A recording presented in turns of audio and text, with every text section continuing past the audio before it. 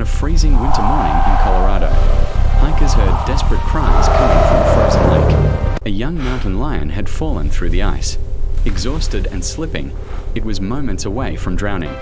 Wildlife rescue teams rushed to the scene. Risking their own lives, they carefully crossed the fragile ice. Just in time, they pulled the mountain lion to safety. After being warmed and checked, the wild spirit returned to the forest. Every life matters.